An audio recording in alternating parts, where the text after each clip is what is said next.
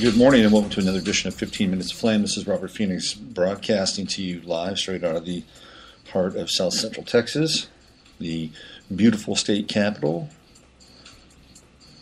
the center of the Agenda 2030 universe, known as Austin, Texas. Yes, Agenda 2030 is rapidly being implemented here. It is actually a city that has been targeted, so to speak, to become the,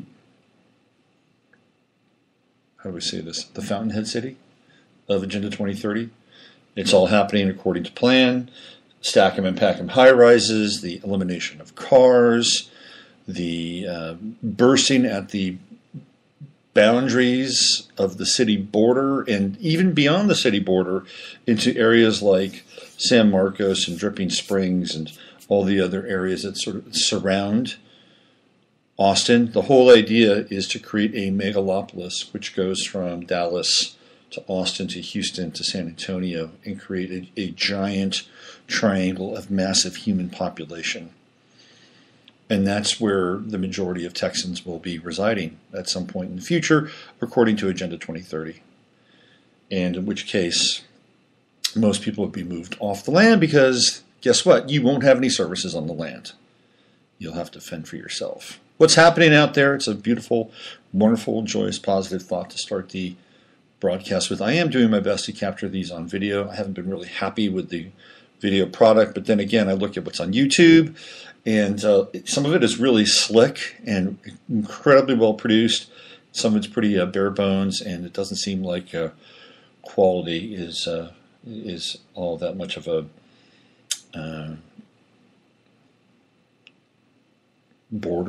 boundary to have some kind of YouTube success, apparently. So we're going to try to bring some of the video stuff over there because people like images. Well, today we're going to talk about a couple different things, but I wanted to do something a little bit different today and maybe incorporate this into our broadcast experience on a daily basis. And let's give you a quick little astrological update on the 15 Minutes of Flame side, just to bring the astrological sort of life back into the show on a brief yet hopefully potent basis. We got a moon in Leo today, and it's currently at 15 degrees, Sun in Gemini at 9 degrees, and Mercury in Taurus at 17 degrees. So what really jumps out at me with those three aspects is that, Gemini's at 9 degrees, 20 minutes, 53 seconds, is that with the moon in Leo, Mercury, and Taurus, they're in square with one another, and they're in fixed signs. And when we deal with emotions, especially moon and Leo emotions, they're big, they're over the top, they're dramatic, and Mercury in Taurus tends to be very grounded, very pragmatic. And so what we have here is we have kind of a standoff. And it's a conflict between the pragmatic nature of how we think, and how we communicate, versus this grandiosity of emotional drama. And there is an interesting dynamic at play where we're trying to communicate what our emotional needs are.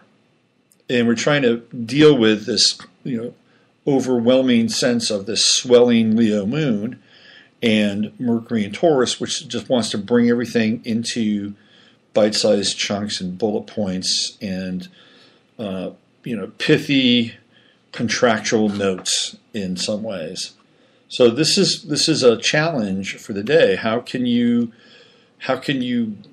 create an emotional point of contact with another person without being locked into some kind of fixity, which would be either overdramatic or sort of too grounded, too pragmatic, too structured? There's something here to work out, and it's something we need to work out inside of ourselves, obviously, but also in terms of interpersonal communications with others. So it's just a brief little piece just to get you going here on the astrological tip, because as you do know, one of the other things that I am is an astrologer, and it's what I do for a living. I love helping people, and I love working with them. It gives me some of the greatest joy. I've been working with a client, and working on her birth chart and her progress chart, and now she's getting ready to launch a blog and take off as a really, I think, exceptional and fine internet writer. And I think I'll post her piece over on Facebook later today, just so you guys can check it out. It's a really great piece of writing, and it's all about today's topic, today's subject matter, which happens to do or deal with what's going on over at Gaia, which I have a relationship with and have over 24 shows that are still there. And you can go and watch them at any point in time that you like if you're a member of Gaia. And of course, the big storm, the tornado in the truth community is what's happening with Corey Goode, David Wilcock, and unfortunately my good friend Jay Widener, who is a part of all of this. And the latest chapter / episode was Cliff High's latest video that came out, I believe, yesterday or the day before yesterday. And he, for about, I don't know, maybe about 15 minutes of the video, he's talking about what's going on and how the blue avian material started to show up in his word sets that he uses to, determine where things are going. And based on what Cliff, and Cliff has not been 100% either. And I really like Cliff High. He's got a lot of integrity. He went off kind of on a weird path around 2011, 2012 with this batshit crazy woman from Sacramento, California, who claimed that she was a Pleiadian or something like that. I mean, it was, I don't know what happened there, but he kind of got off the rails, and it took him a while to get back on. And I would say Cliff is probably more right than he is wrong, but he's not. He doesn't have a perfect track record, and nobody does. I mean, we're all trying to understand the nature of this ever-shifting reality, and we're going to get into that as well today and what that's about. But I would say, by and large, Cliff has got a pretty good track record, and I think he's kind of irreproachable when it comes to his integrity. I mean, the guy he walks his talk, bottom line. So he came out and he just blasted David Wilcock. He blasted Corey Goode and in his own indirect way, because I know he's got a relationship with Jay. He even blasted Jay. So this is the latest chapter in all of this. There's a guy by the name of Dark Journalist who does a really good job on YouTube. He's got some, really well-produced videos. And he jumped down the rabbit hole. And one of the things that he brought up, which I did not know about, I mean, I had some ideas that they were doing this, that they were talking about putting together a comic book, he and David, and they were going to take this whole kind of blue avian exposure, secret space program into this realm of multimedia and comics and get it to the youth audience. And apparently they had started this thing called Corey's Kids, which is this one young guy who has become a Corey Goode fan and a staunch defender of Corey and David at every turn on YouTube. And when people come after them and call them on their bullshit or their truth or their mistruth or their deception, this kid's right there. So I think they brought him to Contact in the Desert, and he's going to be like the captain of Corey's Kids. And this is the outreach to a much younger audience. This would be the Pluto and Sagittarius kids, with this whole idea that they would sell them Corey's version of the secret space navy and the adventures of the secret space navy in deep space, with Corey, I'm sure, as being one of the characters. And what this guy, Dark Journalist, and Cliff to some extent, and you could, I guess, add Alfred Labermont Weber onto the list. Essentially, and Randy Moggins as well, because Randy was way out in front of this, is that they're really trying to craft this narrative for, number one, profit, number two, to control the narrative of the secret space program, and number three, to at some point, and maybe this is the point, that this would all get delegitimized, and you would have a whole raft of people that would suffer yet another round of demoralization. And we've seen this time and time and time again, whether it's a very, very human guru. I can tell you so many stories about gurus, and they're all bad. They're all bad stories. About the only guy that, kind of gets out alive on the guru tip is Paramahansa Yogananda, and even he wasn't perfect. But the big name gurus, they've all got issues. And then there are lesser gurus who have committed even more egregious crimes that never make it to the front pages or even the back pages, because everything is in lockdown with people that have given their lives over to people that dominate their waking consciousness 24/7. And for a lot of these people who've been involved with the guru community, it's really, in their mind, they're getting something, and I'm sure that at some level they are. I know that, when I was in my 20s, I was really into the whole Findhorn trip, and I was very into this guy, David Spangler. I thought David was brilliant. But as I got older and started to drill down into David's material, I realized what the source code for David's material was. And it was nothing that I was really able to see at that time.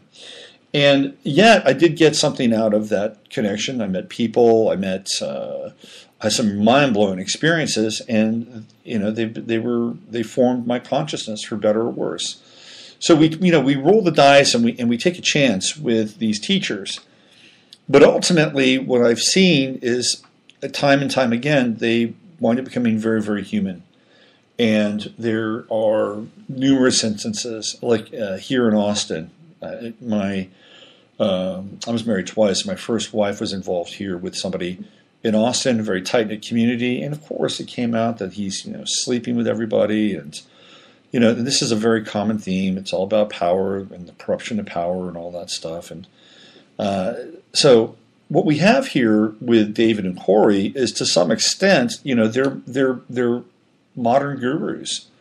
They're digital gurus, and they're crafting a lifestyle, and they're crafting a mindset, and they're crafting an ideology. And out of all that, we're seeing this kind of evolving model of Corey Good and the Blue Avions and the multimedia and Corey's kids. So they're not that far afield from the guru model. It's kind of dressed up in different clothes. And what we've seen, over the course of the 20th century is that at every single point from this evolutionary perspective, the narrative is controlled. And it would blow your mind. I mean, we could drill right down into rock and roll. We can drill right down into drugs. We can drill right down into counterculture. All CIA opt. CIA, MI5, MI6, Tavistock, it's all cooked in the 1960s. Project Bluebird, MK Ultra, it's all in there to control our reality. Miles Mathis, who's brilliant, has completely deconstructed modern literature, and how modern literature from the Paris Review and George Plimpton and William Styron and even Ernest Hemingway, all these writers who we hold in such high esteem were on the CIA payroll.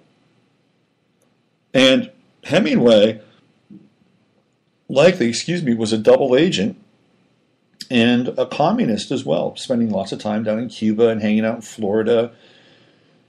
So if that's the case, in modern art, in modern literature, in modern music, in modern media have all been shaped and contoured and crafted for the assimilation of consciousness. Oh, somebody just texted me about Esalen. Totally controlled environment. Totally controlled. And I love it. It's great. Totally great environment, but also very controlled. You have to go back into the early days of Esalen with Fritz Perls and Oscar Ichazo and Michael Murphy. And yeah, they were running programs out of Esalen. Of course. Of course. If you're in the intelligence agency, in the intelligence business, and you're invested in gathering information and seeing how people react to these various stimuli in the tweaking of the collective paradigm, the social systems, yeah, you're going to be on the front lines every single time. CIA was behind LSD and the creation of LSD and the dispensation of LSD, right? I mean, they were behind it. Tim Leary was a CIA operative. A lot of people in the counterculture hate hearing that, by the way, because Tim is saintly, Saint Tim in their eyes. But even Timothy Leary, I mean, he completely okay. So we had the Universal Brotherhood of Universal Love, right? And these were these guys that were in Southern California, and they were outlaws. They were pirates, really. They were traders. They were outlaws. They lived on the edge. They had a church, had a nonprofit. They were very smart dudes. They all came out of sort of that San Pedro area in Southern California, and they were tough and street smart, and they were surfers, and they got switched on big time with LSD, and they became hash smugglers. It's a really interesting community, and they were turning people on right and left, and they had a very strong connection with Tim Leary. After Tim Leary left New York, he went to Southern California. And Tim Leary announced he was going to run for governor of California, right on the land of the Brotherhood of Eternal Love. And that kind of blew them out of the water. They didn't want that kind of publicity. So what did Tim Leary do? Was it ego? Was it hubris? Was it pride? Or was he being told to run for governor by his higher-ups? I don't know the answer to that, but he wound up getting pulled over in Laguna Beach one night, and he had a joint on him, and he got arrested, and then that was it. It was the beginning of the end of the counterculture in many ways. So yes, Esalen is a kind of a limited hang, and it's hung on for a long time, and I love it. I've been there numerous times. It's great. But we've seen this. We've seen the narrative being controlled every step of the way. The Esalen part of this was the human potential movement. And then we have people like L. Ron Hubbard coming in. Hello. L. Ron Hubbard was at the vanguard of the human potential movement, the Scientology. We had Werner Erhard with Est, and these are the commercialized versions of the higher consciousness model that comes out of the 1960s. And then from there, you get into stuff like Landmark Forum, which is like incredibly corporate. It's all this commodification of consciousness so that you could ultimately become your own master, your own God. And there's something to be said for that. Being able to have mastery over your own environment is important. If you're always living in chaos and you're always living at the fringe of what your potential is because you just can't handle putting things together and getting things together, you won't be worth shit. So personal mastery is actually a very important aspect of this. It's not to be undermined or denigrated. It's an essential element to evolution and living on this planet and getting a handle on it, especially now. But then there's other levels of it where it becomes this amplification of ego to the point where now we're back into the guru realm, where people are insufferable and they dominate and they abuse power. And it happens. So this is what we've got. We've got this controlled narrative. And what Randy and some of the other people are talking about with what's happening at Gaia is that it's yet another potentially military-industrial complex play at controlling this narrative around this secret space program. And it brings up some really interesting questions. Number one, is there a secret space program? Now, the secret space program was something that Richard Hoagland talked about for a long time. Now, Jay, again, I really like Jay. Jay and Richard Hoagland used to be partners. So what Jay did with the Kubrick material is that Richard Hoagland had all these photos of the moon. And it wasn't just the moon, it was the moon landing stuff. So he and Hoagland were sort of arm in arm with the moon landing and the moon photography. And of course, Hoagland's looking at all these structures that are on the moon, very unusual structures. And they are there. They weren't photoshopped, they're there. And through that intense examination or process of examination, Jay discovered that those photos were all front projection photography. And it's the same process that Stanley Kubrick used in his movies. And very few directors used front projection photography because Stanley Kubrick was a photographer before he was a filmmaker. So it's almost like there's a watermark on the moon photos and Kubrick's films. And this is what trips Jay into that series of revelations, which I think are actually quite important. And by the way, there's a new Tom Brady commercial out where he's actually the Jack Nicholson character in The Shining.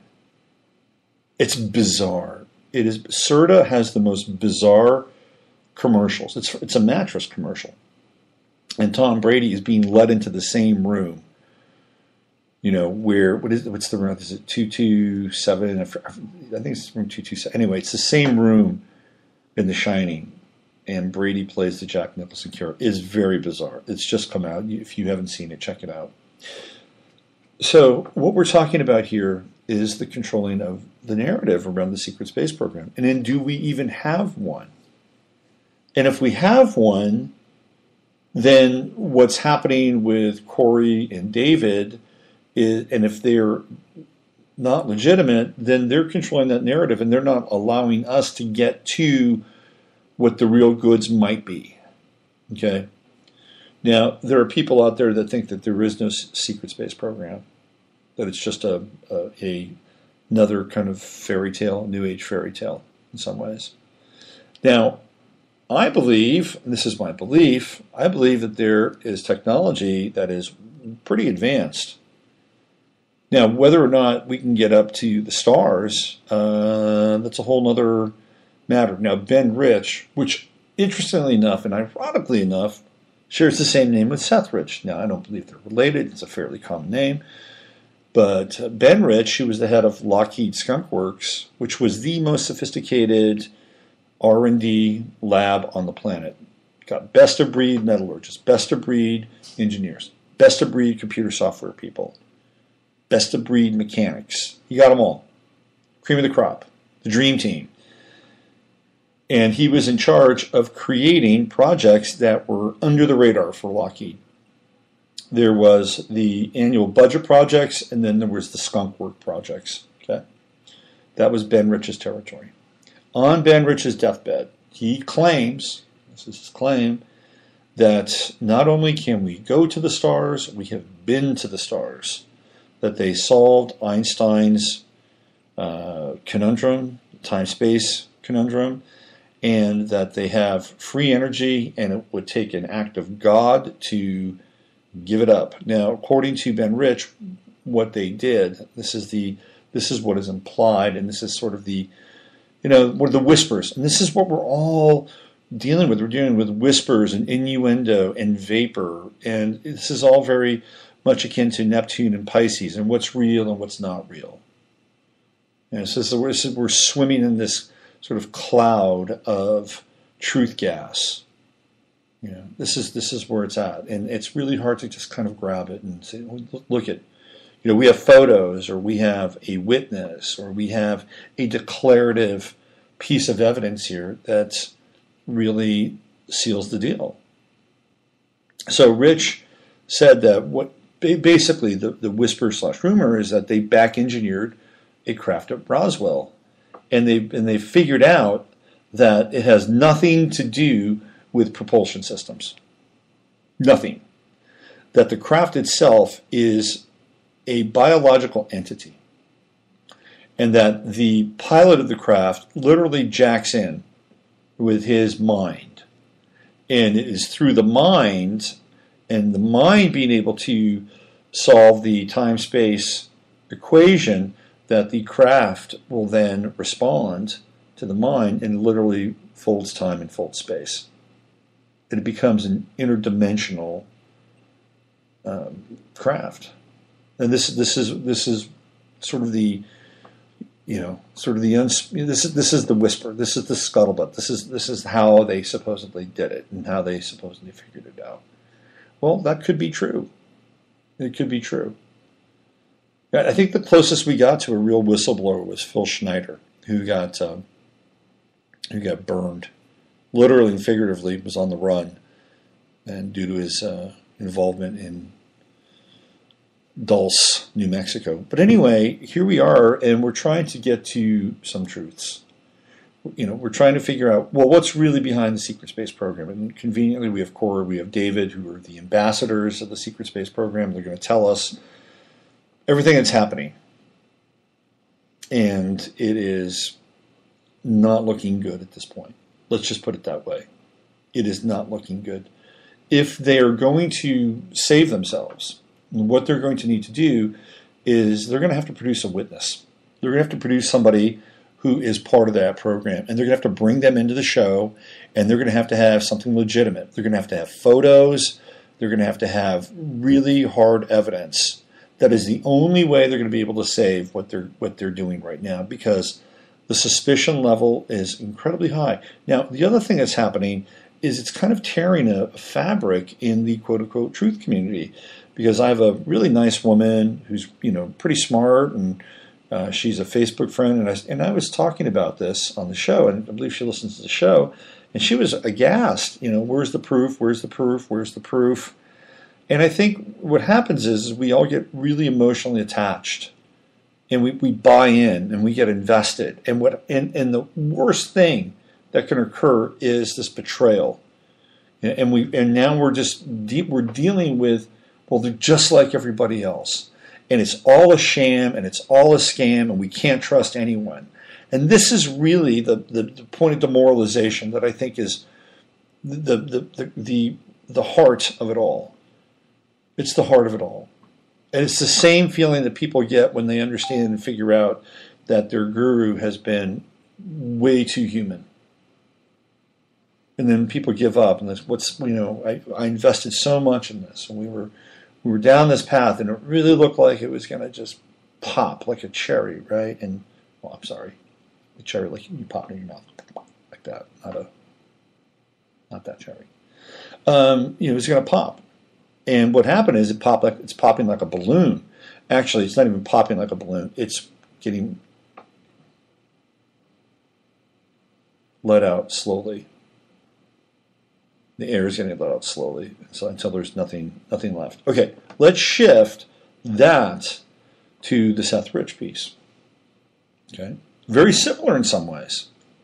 Very, very similar. So we have this event with Seth Rich, and I guarantee you, if you're into Seth Rich and you're trying to understand and figure out what's going on, you know just about every piece of information that's out there. Just about every piece of information that's out there.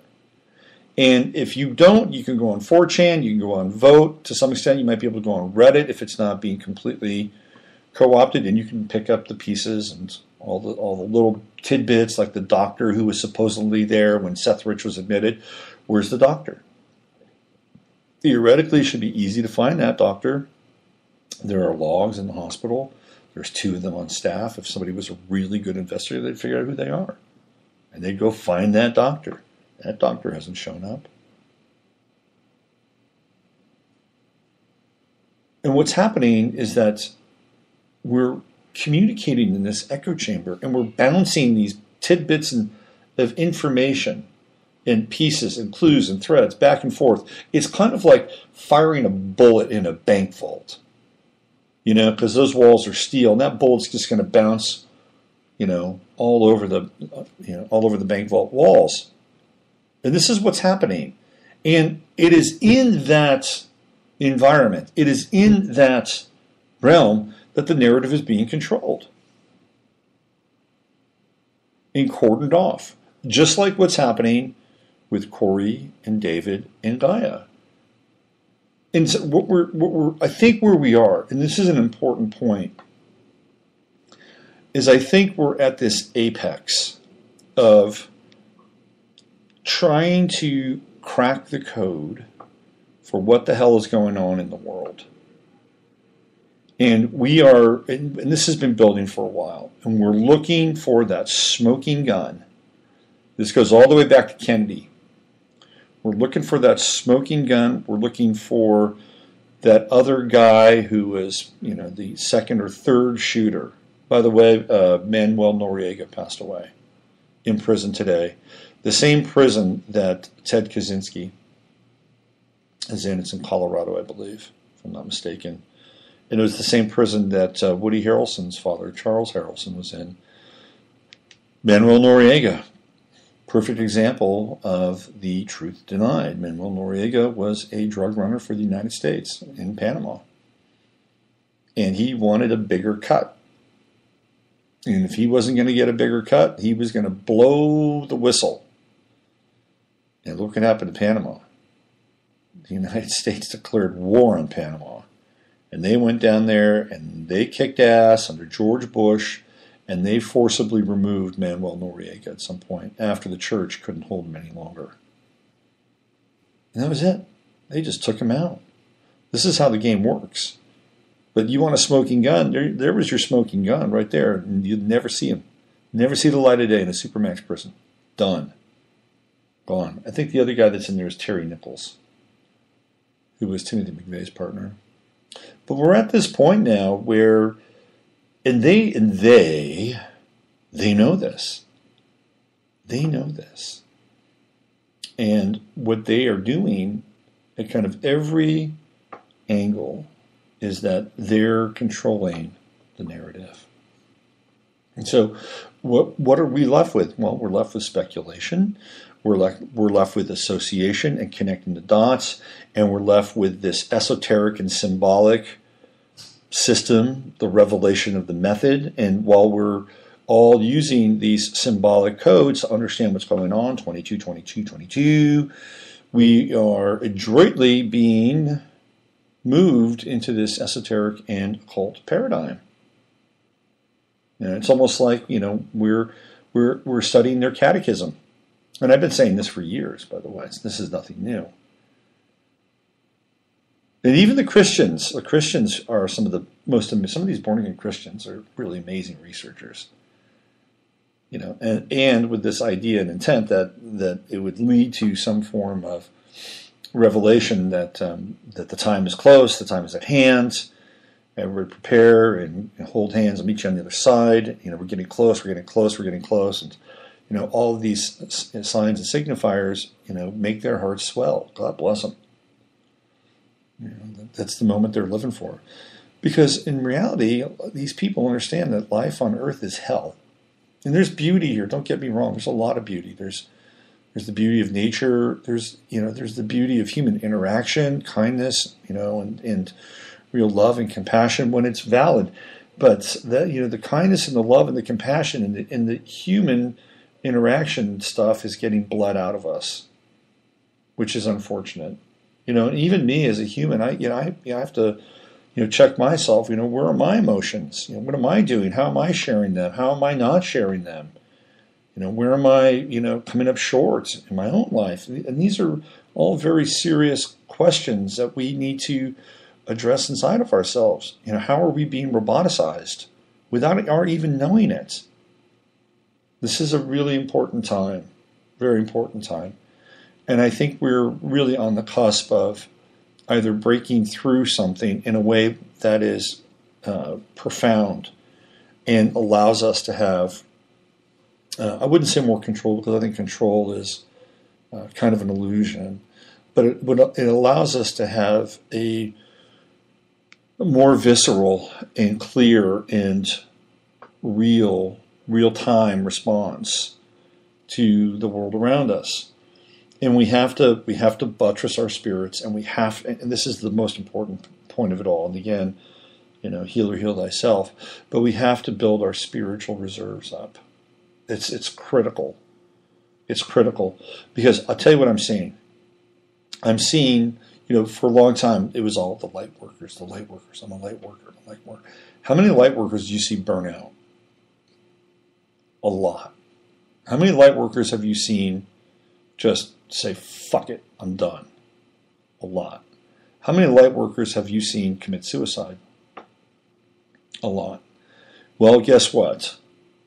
We're starting to see the same kind of casualty rate with the dark workers. And what I mean by that are people that have committed themselves to uncovering things and trying to explicate the truth, whether it's around vaccines, whether it's around chemtrails, whether it's around the secret space program, whether it's around the military-industrial complex, whether it's around corruption in Washington, whether it's around what's happening in the Middle East, or the Illuminati, or the bloodlines, or the high priests of Babylon, the modern Pharisees. There is burnout taking place. I can tell you that right now. People are getting burnt out. And the reason they're getting burnt out, and I'm just clocking what's happening. Like the DAPL pipeline people. Man, I was reading some of those posts on Facebook, and they were really sad. Extremely sad. Because those people suffered a defeat. And it is not easy losing. It is not. Losing, I have to say, sucks. Now, you can lose and you can get some kind of lesson out of the deal, and that's great. That's great. But the question remains is, will those people still be around and intact for the next pipeline? And if they are, what will they have learned? I think that they threw everything but the kitchen sink at that. And some of those people were compromised, and some of those people were implants and embedded. And I saw a lot of the sort of other side of their experience there, from the locals, some of which was not so pretty. But the only way losing works is if you learn something. But if you lose, you got to get to a point where you have a team and it's coherent and you stay together and say, okay, well, we regroup for another day. And that's not happening, not there, not what I can see. So what we're seeing here is we're seeing burnout and people, really trying their best to hold the line and getting nowhere. This is the hard part.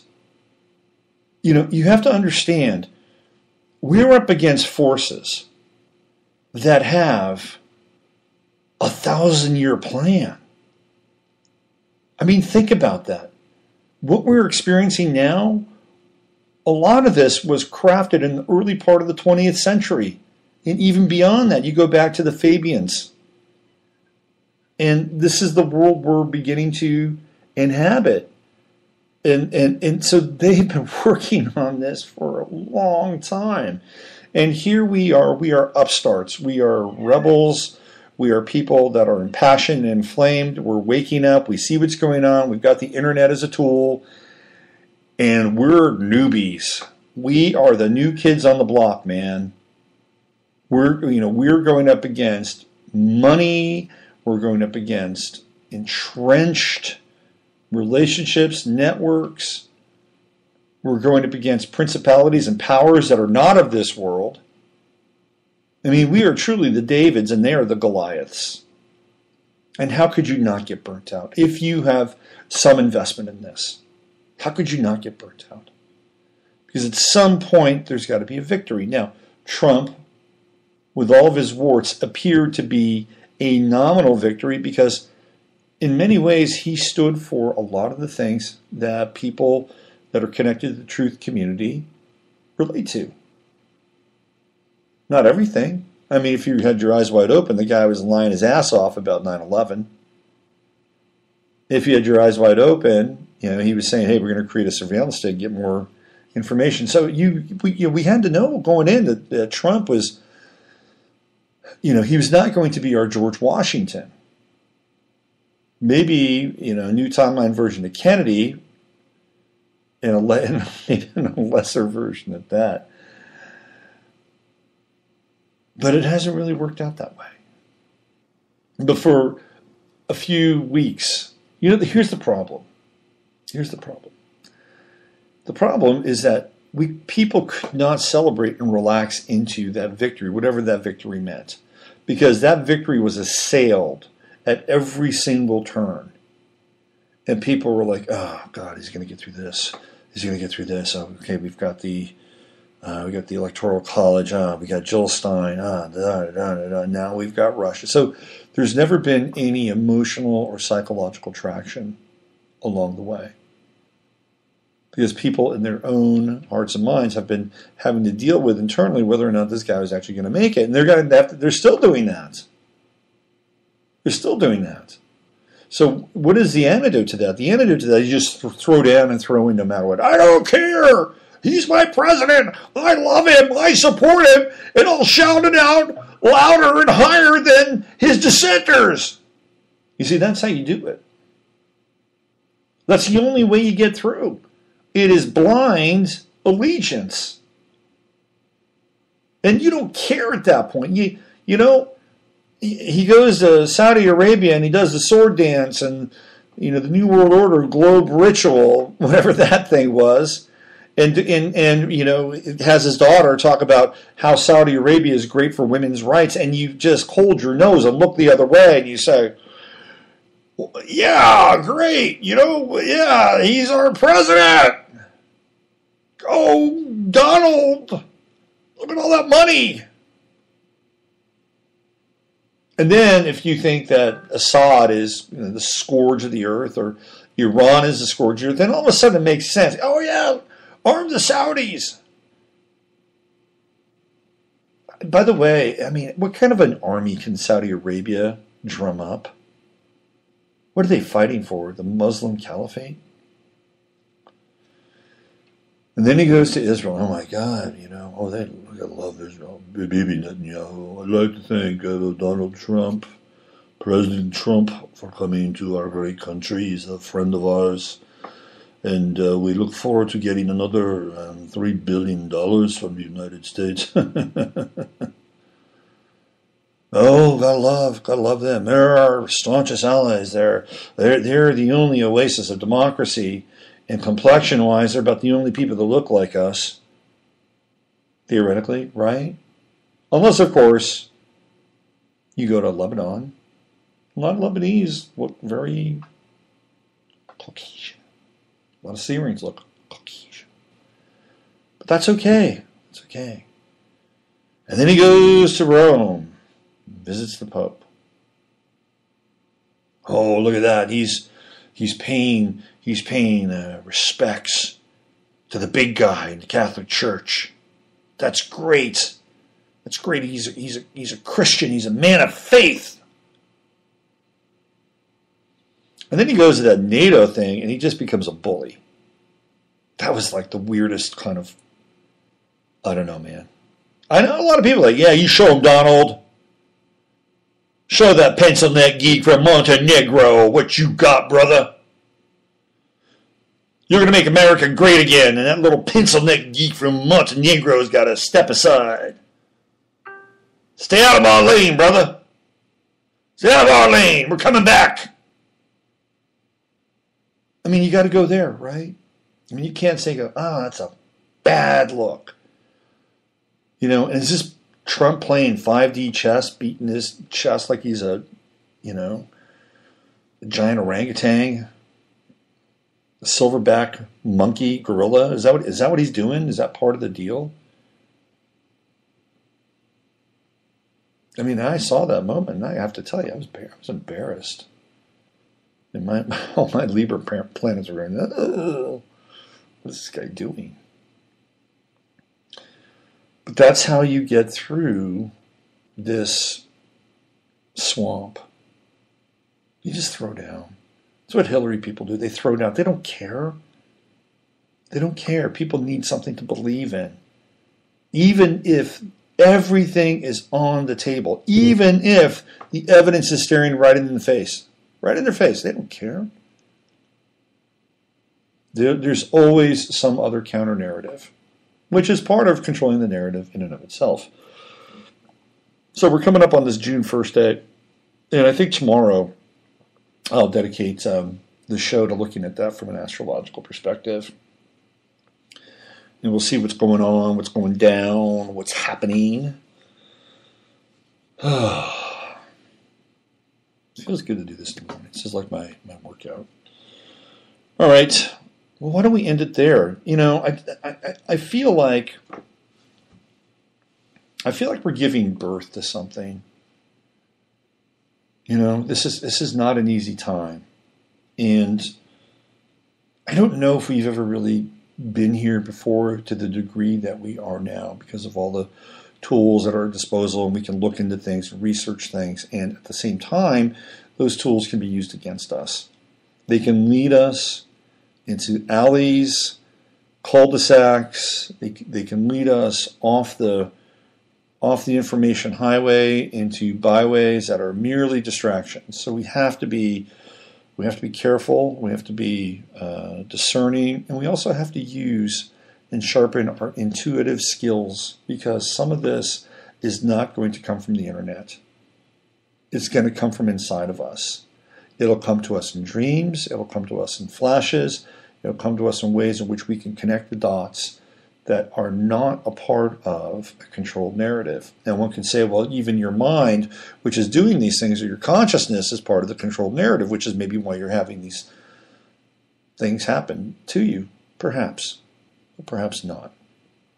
Perhaps it's another way for us to get in touch with the gnosis of our times and the greater kernels of wisdom and the seeds of the sacred fruit that we all have within us. All right, why don't we wrap it up today, and let's reconvene here tomorrow, 24 hours from now.